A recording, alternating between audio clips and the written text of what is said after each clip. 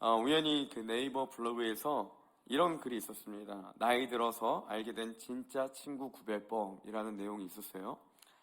그래서 읽으면서 저는 되게 많이 공감이 됐습니다. 여러분 어떨지 모르겠는데 제가 조금 긴데요. 가져왔습니다. 한번 들어보세요. 지나고 보니 친구의 정의는 늘 바뀌었다. 취향이 비슷한 사람이 진정한 친구라 생각했는데 금세 취향이 바뀌어 어긋나고 곁에 남지 않았다. 목적이 같은 사람이 진정한 친구라 생각했는데 목적을 잃은 뒤에는 매몰차게 각자의 길로 갈라졌다. 혼자이기 싫어 어울린 사람이 진정한 친구라 생각했는데 끝내는 결국 혼자로 남아 외로움만 커진 채로 잠들었다. 서로를 맞춰주는 친구가 진정한 친구라 생각했는데 목적에만 관심을 두어 최악의 관계로 마침표를 찍었다. 친구의 정의를 내리는 건 어렵고 힘들지만 중요한 건 서로를 향한 진심 어린 마음이다. 그리고 잘 들어보세요. 다양한 정의 속에서 수많은 친구를 사귀고 떠나보내길 반복하다 제 자리에 돌아왔을 때 묵묵히 그 자리에서 기다려준 친구들이 있었다. 아무 말 없이 손잡아준 친구, 결코 끊어지지 않는 믿음과 신뢰로 오랫동안 내 곁에 진심을 다해준 친구, 결코 멀어지지 않는 배려와 관심으로 언제까지나 옆에서 정성을 다해줄 친구, 그런 진심을 담은 친구들이 결국 내 삶을 아름답게 만든다라고 합니다. 저는 좀 마음에 와닿았던 게 친구란 나를 향한 믿음과 신뢰, 배려와 관심으로 함께하는 사람, 그리고 무엇보다 언제나 내 곁에 함께 있는 친구가 진짜 친구다라는 이야기가 굉장히 많이 와닿았습니다. 여러분 요한복음 15장에 보면요 이런 말씀이 있어요. 너희를 친구라 하였다. 예수님이 이렇게 말씀하셨습니다.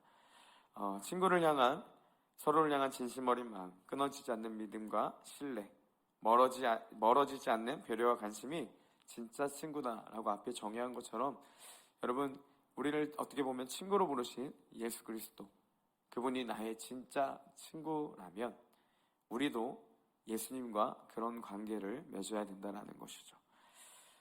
우리가 목적에만 관심을 두고 어떠한 유익에만 그 예수님을 친구로 여긴다면 아마 그 관계는 금방 깨어지고 말 것입니다.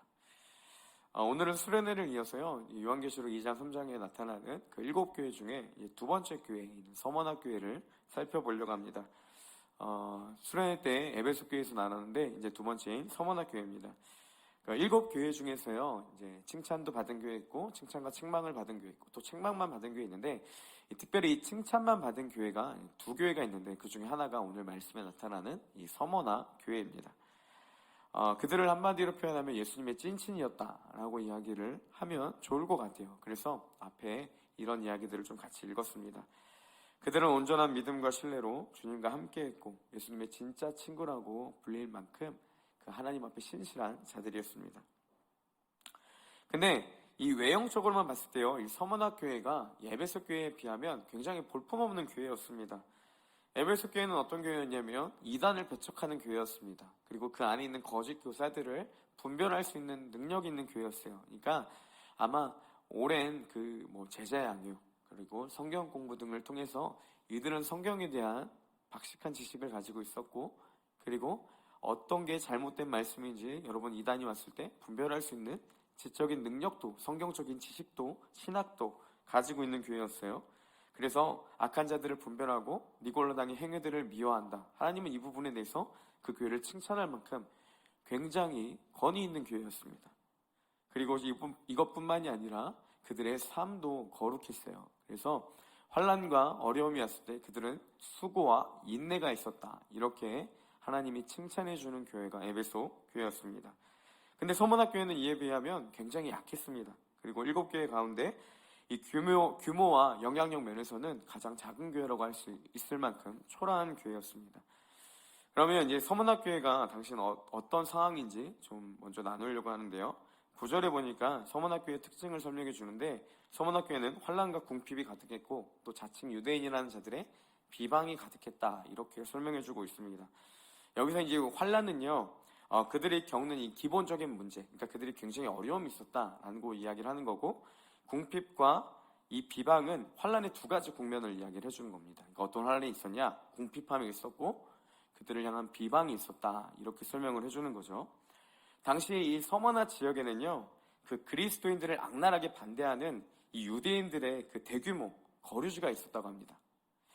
그래서 이들은 종종 그 신전, 그 로마의 여러 신전이 있잖아요. 그 신전을 파괴하는 일을 하면서요, 이 로마 제국 안에서 반기독교, 그러니까 반유대인 정서가 고조되기도 했다고 해요. 그래서 도미티아누스라는 황제가 이 황제 숭배를 촉구하는 칙령을 내립니다. 그때 이 유대인들이 이제 자신의 종교에 위협을 느끼기 시작한 겁니다. 그래서 이제 어떻게 했냐면, 자기들이 이 요주의 대상이 되려는 것을 피하기 위해서 그리스도인들을 로마 정부에 이제 고발하기 시작합니다. 그래서 자신들은 격이 다른 사람임을 이렇게 이야기를 하면서 그 박해를 피해 가려고 했던 것이죠. 그래서 이제 어떻게 하냐, 이제 주 80년에 이 기독교를 이단으로 규정합니다. 그래서 로마 정부에서는 이 유대교 자체에서 하나님을 경배하는 사상은 존중해 줬는데, 이 유대인들이 기독교를 이단으로 정죄한 이유로 그리스도인들은 하나님을 예배할 수 없게 만들었습니다. 그리고 이 회당에서 예배 드리는 행위조차도 유대인들이 다 금지시켜 버린 거죠. 오늘 본문이 이 부분에 대해서 이렇게 이야기합니다. 우리 9절 10절 말씀인데요, 같이 한번 읽어보겠습니다. 자, 읽겠습니다. 시작. 자칭 유대인이라 하는 자들의 비방도 알거니와 실상은 유대인이 아니요 사탄의 회당이라. 너는 장차 받을 고난을 두려워하지 말라. 마귀가 장차 너희 가운데서 몇 사람을 오게 던져 시험을 받게 하리니 너희가 10일 동안 환난을 받으리라. 네.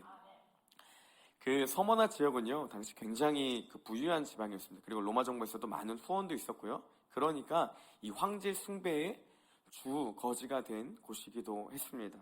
근데 그들은 부유함을 누렸는데 이 가운데서 그리스도인들은 굉장히 궁핍했습니다. 그리고 10절에 보니까요, 이 장차 받을 고난이 있다라고 이야기를 하는데, 어떤 일들이 있었냐, 마귀가 너희 가운데서 몇 사람을 옥에 던진다라는 표현이 있는데요, 당시 그 유대인들은요, 아까 이야기한 것처럼 그리스도인들을 고발하는 행위가 있었습니다. 그래서 대부분은 투옥을 당하거나 급기야 이 집과 재산을 상실하게 되는 그런 일들도 있었다고 해요. 그래서 이 신학자인 마운스는 이 부분에 대해서 어떻게 이야기를 했냐면, 적대적인 환경 속에서 그리스도인들은 생계를 유지하는 데 어려움을 겪었다 합니다.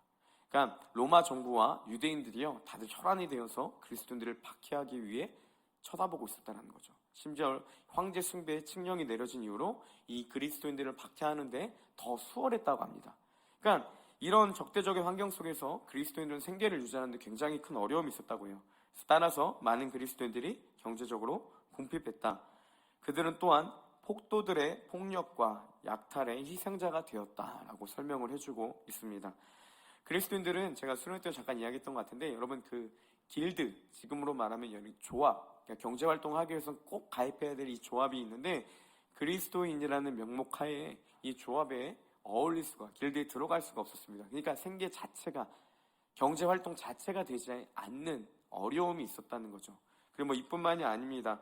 그리스도인이라는 이유로요, 너무나도 많은 박해가 있었어요. 짐승의 가죽을 입혀서요, 짐승의 밥이 되기도 했습니다.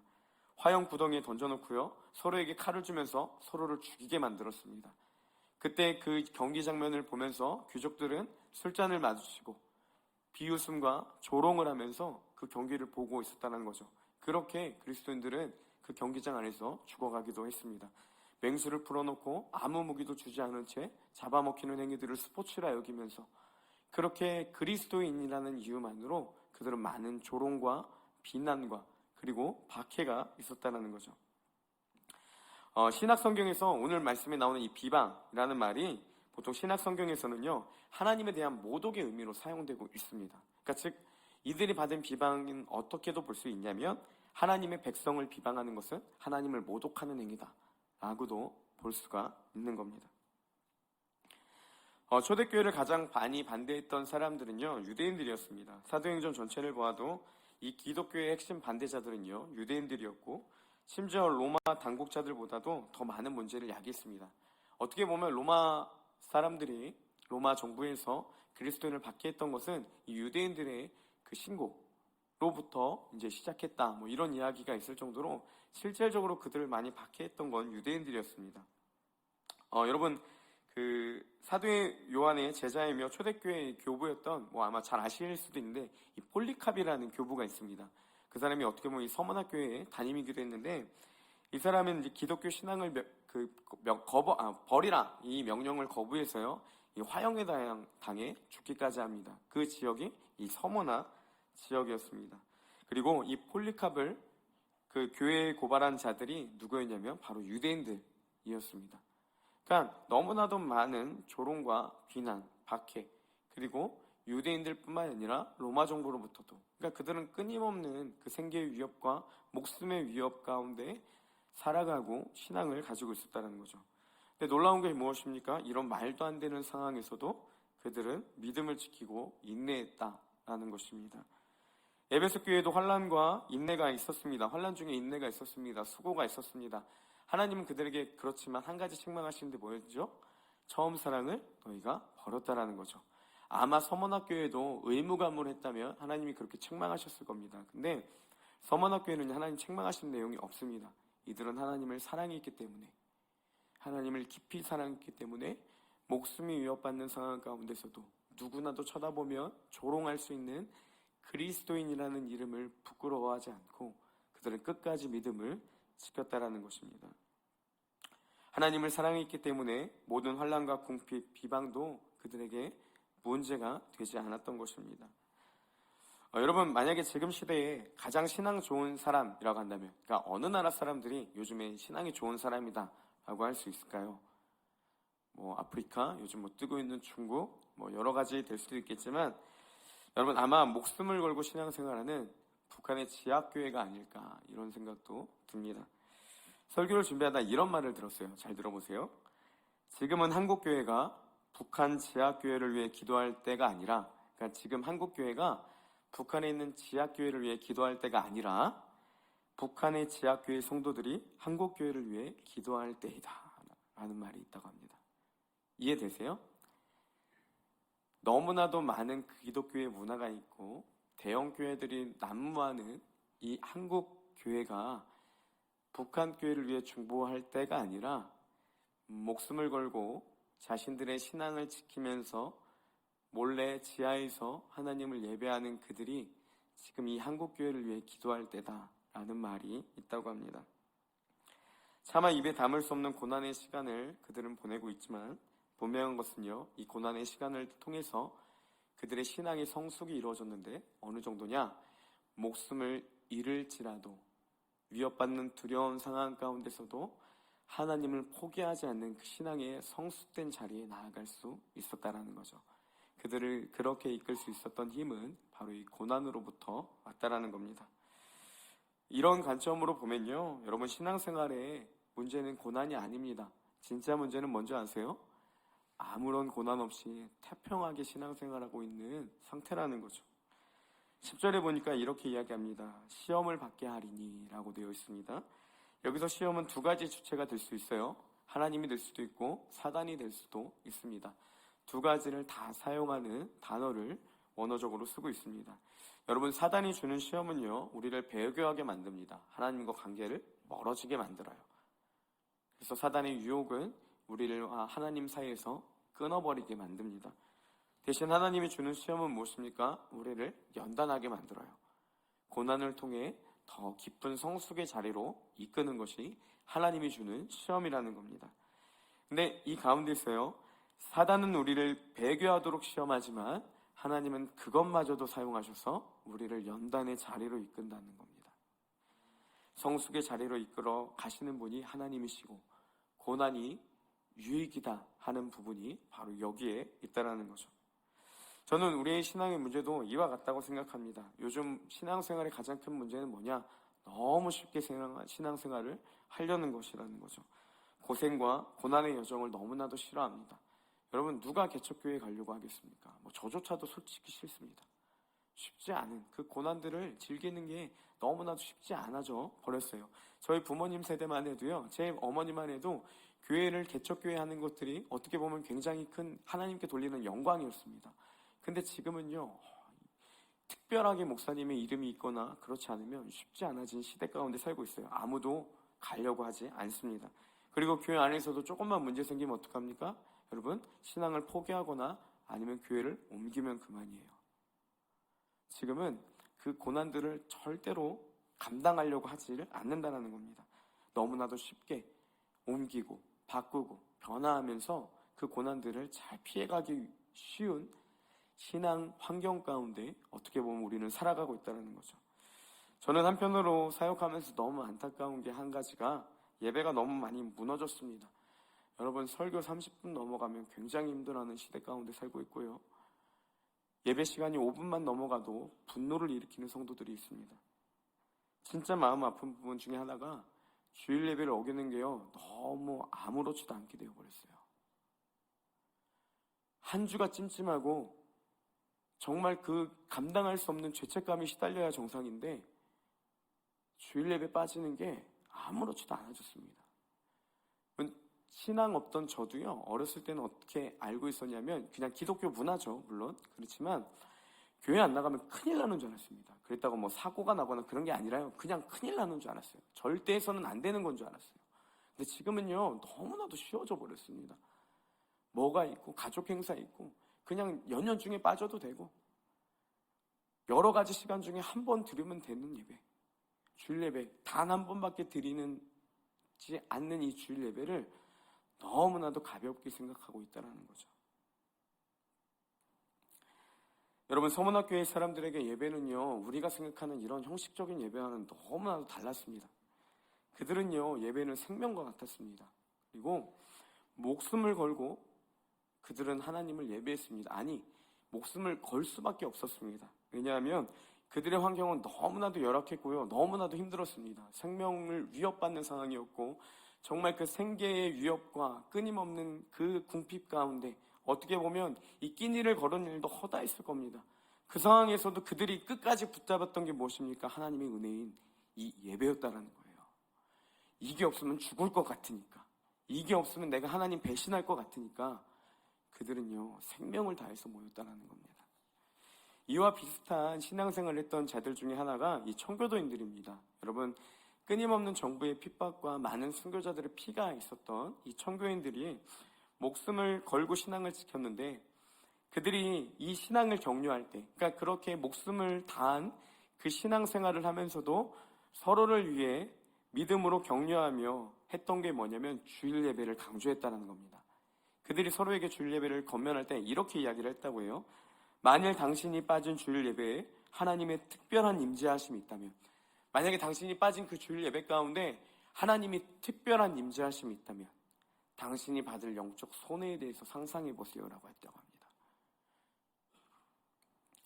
서문학교와 청교도인들의 공통점은 뭐냐? 이 하나님의 은혜에 간절함이 있었다는 겁니다. 하나님의 은혜에 대한 사모함이 있었고요, 하나님의 은혜가 없으면 도저히 살 수 없는 환경 가운데 있었다는 겁니다.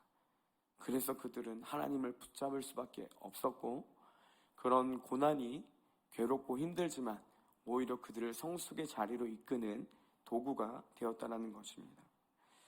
여러분, 신앙생활이 어렵다는 것은, 우리에게 여전히 고난이 있다는 것은요, 사단이 우리를 배교하기 위한 시험일 수도 있지만 하나님은 그것마저도 사용하셔서 우리를 성숙의 자리로 이끌기를 원하신다는 사실입니다. 하나님은 그 모든 것들을 다 사용하셔서 우리가 더욱더 믿음의 성숙을 이루기를 원하신다는 거예요. 괴로움이 앞에 있다는 것은요, 내가 성숙해 가고 있는 과정이라는 사실입니다. 그래서 하나님은 서문학교회를 향해 말씀하십니다. 내가 죽도록 충성해라. 우리는 각자의 자리에서요, 하나님께 충성을 다해야 됩니다. 고난이라는 것이 하나님께 내버려짐을 당하는 것이 아니라 더욱더 큰 축복임을 믿고 충성, 하나님 앞에 온 마음을 다해 나아가야 한다는 것이죠. 하나님은 이렇게 어려운 시대적 상황에서도 믿음으로 살아가는 서문학교회를 향해 말씀하십니다. 우리 10절 말씀인데 같이 한번 읽어보겠습니다. 시작. 너는 볼지어다. 네, 거기까지만 할게요. 하나님은 교회를 향해서 두려워하지 말라 이렇게 말씀하십니다. 세상이 너희를 배교하도록 환경을 만들었지만, 너희 목숨을 위협하고 너희를 끊임없이 무너뜨리려 하지만, 연약한 우리가 아무것도 할 수 없는 상황 가운데 도저히 버티기 힘든 순간이지만 두려워하지 말라고 합니다. 이 두려워하지 말라라는 말의 원어적인 표현은 어떤 표현이냐면요, 절대로 아무도 두려워하지 말라, 이렇게 말씀하고 있습니다.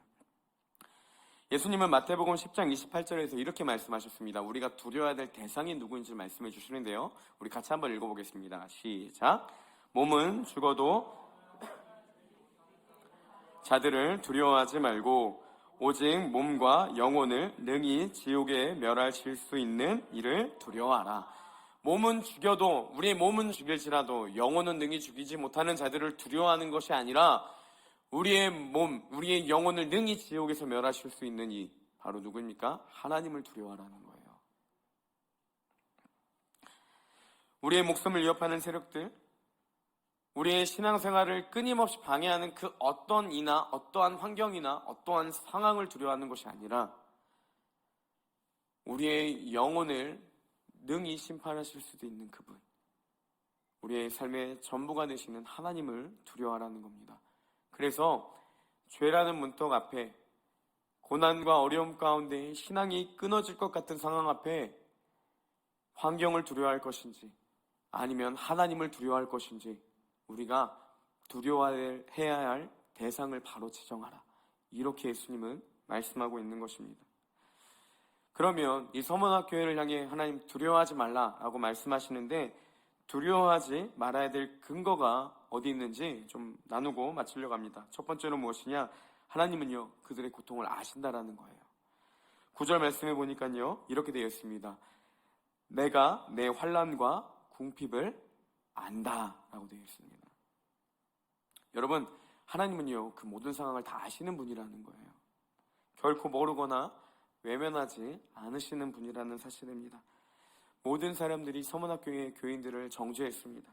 유대인들뿐만이 아니라 로마인들은요, 이 서문학교의 신앙과 신념, 삶의 모든 방식들을 부정하고 외면하고 그들을 비방했습니다. 그리스도인들은 모든 사람들 앞에 비난과 조롱의 대상, 모욕의 대상이었다는 거죠. 하지만 세상의 모든 사람들이 그들을 그렇게 평가했을지라도 하나님은 그렇게 평가하지 않으셨어요. 하나님은 그들이 옳았다라고 이야기를 해주고 있습니다. 9절의 말씀에 이런 하나님의 마음이 잘 담겨져 있는데 그 부분을 한 번 더 같이 보겠습니다. 내가 내 환난과 궁핍을 알거니와, 어떻게 말합니까? 실상은 너희가 어떤 모습이라고 합니까? 내가 부유한 자다라는 거예요. 세상은 너희를 정죄하고 궁핍하게 하지만 니들이 가난하고 궁핍하고 조롱받는 자들이 아니라 실상은 니들이 부유한 자라는 겁니다. 너희가 나를 믿음으로 인해 부당함을 당하고 약탈과 심지어 생명의 위협을 받고 있는 상황이지만 너희들은 궁핍하지 않다. 너희들은 부유한 자다. 하나님이 이렇게 인정해 주신다는 사실입니다. 요한계시록 3장 14절에서 24절 보면요, 라오디게아라는 교회가 나옵니다. 이 교회는 하나님께 책망받은 교회인데요, 이 교회의 특징이 무엇이냐면 굉장히 부유한 지방이었고 심지어 교회도 부유했습니다. 그리고요, 이 로마 정부의 종교적 탄압이 없는 곳이 바로 이 라오디게아 지방이었습니다. 근데 그들을 하나님이 책망하시는데 이렇게 책망하고 있습니다. 우리 요한계시록 3장 17절인데 함께 같이 읽어보겠습니다. 시작. 내가 말하기를 나는 부자라 부유하여 부족한 것이 없다 하나 내 곤고한 것과 가련한 것과 가난한 것과 눈먼 것과 벌거벗은 것을 알지 못하는도다. 자, 자신들은 어떻게 평가했냐면 나는 부자라 부유하여 부족한 것이 없다라고 평가했습니다. 이게 라오디게아가 교회가 자신들을 향한 평가입니다. 우리는 부자야, 부족한 것이 없어, 이렇게 이야기를 했습니다. 근데 하나님은 뭐라고 말씀하시냐? 네가 곤고하고 가련하고 가난하고 눈멀었고 벌거벗었다라는 겁니다. 이 눈먼 것과 벌거벗은 것의 특징은 뭐냐면, 여러분, 이들의 굉장히 자랑 중에 하나가 뭐냐면요, 이 안약의 발달과 그 다음에 그 검은 양모직의 수출이었습니다. 그러니까 굉장히 큰 수입이 되었던 부분이래요. 니들이 자랑하는 그거, 너희들이 실제는 눈멀었고 가난했고 그리고 벌거벗었다라고 책망을 해주고 있습니다. 그들은 부유하다고 생각했지만 실상은 가난한 자다라는 것이 하나님의 평가라는 거예요. 근데 이와 달리 서문학교에는요, 가난했지만 실상은 부유했습니다. 하나님은 그것들 아셨고 중요한 것은 그들도 그것을 알기를 원하셨다라는 거예요. 하나님은 그들의 억울함을 아셨습니다. 그래서 9절에서 이렇게 말씀해주고 있습니다. 한 번 더 보겠습니다. 자칭 유대인이라 하는 자들의 비방도 알거니와 실상은 유대인이 아니요 사탄의 회당이니라. 여러분, 유대인들은 그리스도인들은 이단으로 정죄했습니다. 그리고 그들의 신앙을 다 부인했어요. 로마 정부도 그들을 도왔습니다. 그들은 박해와 핍박을 당했고 어느 누구도 그 사회에서 그리스도인들을 인정해주지 않았습니다. 근데 하나님 뭐라고 말씀하십니까? 그들이 유대인이라고 하지만 실상은 사탄의 회당이라는 겁니다. 내가 너희를 안다라는 거예요. 그러니 두려워하지 말라. 이게 오늘 하나님께서 서문학교회를 향해 말씀해 주시는 겁니다. 오늘 오전에 목사님이 설교 중에 이런 얘기를 하셨어요. 그 목사님이 이민교회를 14년 동안 목회하다가 교수님이 되셨다라고 합니다. 근데 그랬는데 그 14년 기간 동안 정말 많이 힘드셨다라고 해요. 그러니까 좀 이런 표현을 해도 될지 모르겠지만 좀 조심스럽지만 내 자신을 보면서 나 같은 사람도 품어야 되는 게 목회다, 뭐 이런 얘기를 이제 성도들에게 이렇게 하셨는데, 여러분 각자 다양하게 정말 다양한 여러 분류의 사람들을 상대하는 게 이 목회다 이렇게 이야기를 하시면서 좀 이 목회가 쉽지 않았다 이런 얘기를 좀 설교 중간에 하셨어요. 목사라 그런지 굉장히 많이 공감이 됐습니다. 목사라는 직업이 참 이상한 게요. 목사니까 또 성도들은 또 다를 수도 있지만 그런 생각이 들었어요. 권위가 있는 것 같은데요. 실질적으로 부딪혀보면 갑이 아니라 늘 을인 것 같습니다. 띠동갑도 안 되시는 많은 분들에게도 때로는 굽혀야 되고 항상 을인 것 같은. 저는 한편으로 수련회 때 그 유주열 목사님 그 영상을 보면서 이 하는 거 보면서 좀 마음이 치근하면서도 하여튼 그랬습니다. 죄송합니다, 목사님. 근데 이제 그 얘기를 하고 싶은 게 아니라 가끔은 좀 이렇게 답답하고 억울할 때가 있는데 그거를 얘기를 잘 못합니다. 제가 어떻게 뭐 예를 들면 성우 경제랑 있었던 일을 채원 형제한테 어떻게 얘기를 하겠습니까? 그래서 이제 얘기할 때가 많이 없어요. 그나마 좀 이렇게 제가 너무 답답하고 힘들 때 이야기하는 사람이 누구냐면 아내입니다. 아내랑은 좀 그런 이런저런 제 힘든 이야기들을 좀 같이 하고 기도 요청도 하고 그러는데 물론 아내의 말이 가끔 제게 위로가 되기도 합니다. 그리고 이제 이게 사람이 힘든 이야기를 하는 것 자체가 좀 위로가 되기도 하잖아요. 그래서 이제 그렇게 하는데 솔직히 그렇게 해도요, 이게 아내한테 미안하지만 진짜 위로가 되지는 않습니다.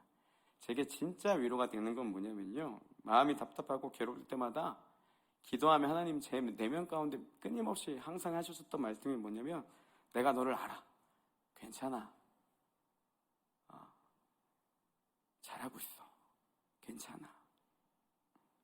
이 말 한마디면요, 그 모든 억울함과 때로는 받았던 부당함과 그 모든 것들이 그냥 다 덮어집니다. 아무렇지도 않아요. 그 말 한마디면 충분합니다. 여러분, 자신들의 믿음마저 흔들어버리는 현실과 상황 앞에 정말 바른 길로 때로는 내가 가고 있는 건지, 유대인들도 우리를 이단으로 정죄했으면 정말 우리 기독교 신앙에 문제가 있는 것이 아닐까? 아니, 어떻게 진리라면 도저히 이런 상황들이 올 수가 있지? 그들이 여러분 끊임없이 흔들리지 않았겠습니까? 그런 상황 가운데서도 그들이 두려움 없이 믿음 생활을 나아갈 수 있었던 힘이 무엇이냐? 하나님이 서문학교회를 안다라는 겁니다. 너희들이 아무리 많은 비방을 해도 너희들이 진짜라는 것을 내가 안다. 이것이 그들이 그 현실 앞에 두려움 없이 나아갈 수 있었던 힘이 되었다라는 겁니다. 여러분, 하나님은요, 우리의 모든 상황과 특별히 우리의 모든 중심을 다 아시는 분이십니다.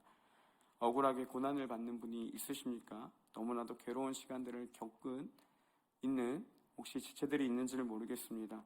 사역 가운데 힘들고 때로는 여러 가지 이야기들로 오해도 받고 또 그런 불편한 관계적 차원을 겪고 있는 분들이 있는지도 모르겠습니다. 여러분, 그런 분들에게 이렇게 꼭 이야기해드리고 싶습니다. 하나님이 당신을 아십니다.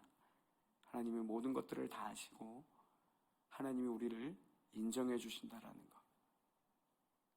세상의 말이 아닌, 환경이 주는 말이 아닌 그 하나님의 음성이 우리 가운데 들려지기를 소망합니다. 우리 청년들 잘하고 있습니다. 저는 여러분 안에 있는 하나님을 믿습니다. 우리가 고난을 두려워하지 말아야 될 두 번째 이유입니다. 두 번째 이유는요, 고난은 곧 끝이 난다라는 거예요. 10절 말씀입니다. 같이 한번 읽어볼까요? 짧은데. 자, 시작. 너희가 여기서 이 10일은요 제한적이지만 매우 가혹한 일들이 있을 거다라는 걸 동시에 이야기해주고 있습니다. 여러분, 그래도 너무나도 위로되는 게 뭐냐면 언제 끝날지 모르는 그 기한을 알 수 없는 고난은요 굉장히 힘듭니다. 욥이 고통스러웠던 것도 그 중에 하나였어요.